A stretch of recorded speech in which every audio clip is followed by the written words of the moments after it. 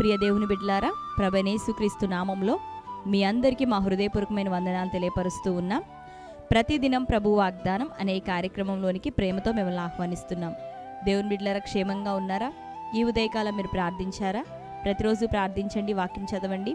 అనుదినం వాగ్దానం ద్వారా ప్రభు మనతో మాట్లాడుచూ ఉన్నారు కనుక ప్రతిరోజు వాగ్దానాన్ని వీక్షించండి.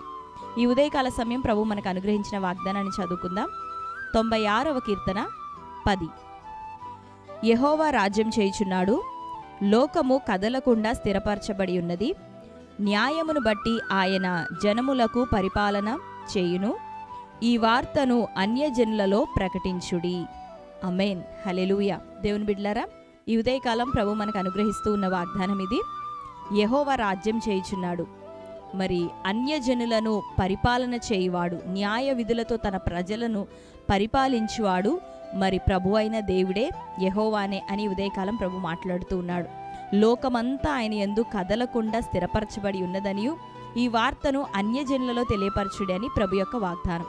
దేవుని బిడ్డలారా, ప్రభు మనల్ని న్యాయముతోనూ నీతితోనూ న్యాయ విధులను అనుసరించి మరి మనం నడుచుకున్నట్లుగా ఆయనే మనల్ని పరిపాలన చేసేవాడు. మన జీవితంలో దేవునికి తెలియకుండా ఎటువంటి అన్యాయం జరగలేదు.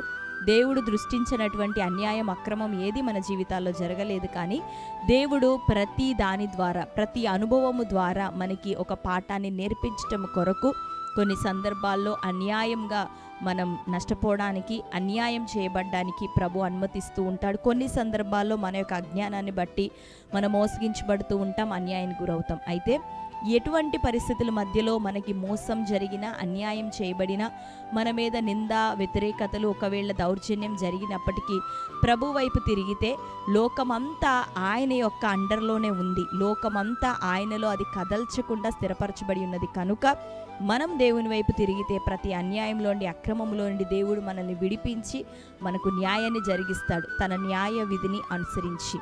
కాబట్టి దేవుని బిడ్డలారా, మీ జీవితంలో ఎటువంటి బలహీనమైన పరిస్థితులున్నా, ఎటువంటి భయంకరమైన పోరాటాలున్నా, ఒకవేళ ఆర్థికంగా నష్టపోతూ ఉన్నా, వ్యాపార విషయంలో, ఉద్యోగ విషయంలో, గర్భఫల విషయంలో ఒకవేళ నిందలతో ఉన్న, అనారోగ్యాలు, బలహీనతలు, వ్యాధుల చేత కొట్టబడుచు ఉన్న, లోకమంతా ఆయనలోనే, ఆయన ఆధీనంలోనే ఉన్నది కనుక ప్రభు వైపు చూడు. ప్రతి పరిస్థితిని ఆయన నూతనపరచగలిగిన వాడు. నీ జీవితంలో క్రొత్తదగునట్లుగా ప్రతి కార్యాన్ని ఆయన నూతనంగా చేయగలిగినటువంటి దేవుడు. కాబట్టి ప్రభు వైపు చూద్దాం, ప్రభు వైపు చూద్దాం. ఎందుకు అంటే ఆయనే మరి న్యాయాన్ని జరిగించేవాడు, లోకాన్ని ఆయనే ఏలుబడి చేయుచున్నవాడు, పరిపాలన చేయుచున్నవాడు. ఈ వార్త అన్యజనులకు తెలియపరచుడి. ఈరోజు దేవుని బిడ్డలుగా ఉన్న మనము ఈ మాటను వింటూ ఉన్నాం కనుక మనందరం తెలుసుకుందాం, దేవుడు మన జీవితంలో తన కార్యాలను సకాలంలో, నిర్ణయ కాలంలో చేసేటటువంటి దేవుడు. నీవు ఎదుర్కొంటున్న ప్రతి పరిస్థితికి ఆయన ఘనమైనటువంటి మేలుని చేయబోతూ ఉన్నాడు కనుక ప్రభువులో మనం ధైర్యం తెచ్చుకుందాం. ఎందుకు అంటే లోకం ఆయన యందు స్థిరపరచబడి ఉంది, ఆయనలో ఉండి అది కదలకుండా ఉంది. దేవుడు న్యాయాన్ని మన పక్షాన్ని జరిగించే దేవుడు. ఆమేన్. కనుక ధైర్యం తెచ్చుకుందాం. మన జీవితంలో ఎటువంటి పోరాటాలున్నా అన్నిటికీ పరిష్కారం ప్రభువే. నీ ఆత్మీయతకు ఆయనే పరిష్కారం, నీ భౌతిక సంబంధమైన ప్రతి అవసరతకు ఆయనే పరిష్కారం, జవాబు.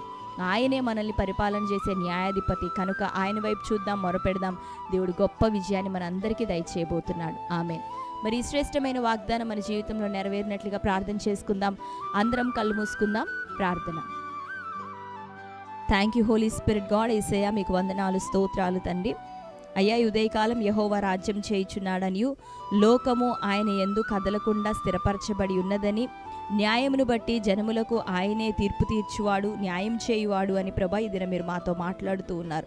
అవునయ్యా, నువ్వు పరిపాలన చేసే దేవుడో, మమ్మల్ని ఏలుబడి చేసే దేవుడో, నీ అధికారాన్ని మా మీద అనుగ్రహించిన దేవుడో ప్రభా, ఈ ఉదయకాల సమయం శ్రేష్టమైన వాగ్దానాన్ని బట్టి నీకు వందనాలు. లోకంలో మా కీడు, వ్యతిరేకత, శ్రమ కలిగినను ప్రభా మేము భయపడొద్దని, అయ్యా దిగులు పడొద్దని సెలవిస్తున్నాం. ఎందుకనగా లోకము ప్రభా అది కదలకుండా స్థిరపరచబడి నీ యందు ఉన్నదని ప్రభా ఈ ఉదయకాలం మాతో మాట్లాడుతూ ధైర్యపరుస్తున్నావు. నీ బిడ్డలు ఎదుర్కొంటున్న లోక సంబంధమైన ప్రతి పోరాటాలు, శ్రమలు, రోగములు, వ్యాధులు, కష్టములు, అన్యాయము, అక్రమం ప్రభా ప్రతి దౌర్జన్యం నుండి యేసు నామములో నీ బిడ్డలకి ఇప్పుడే విడుదల కలుగును గాక. అయ్యా, అద్భుతమైన కార్యాలని బిడ్డలందరి జీవితంలో చేయండి. అపవాదిని ప్రభ యేసు నామములో బంధిస్తున్నాం.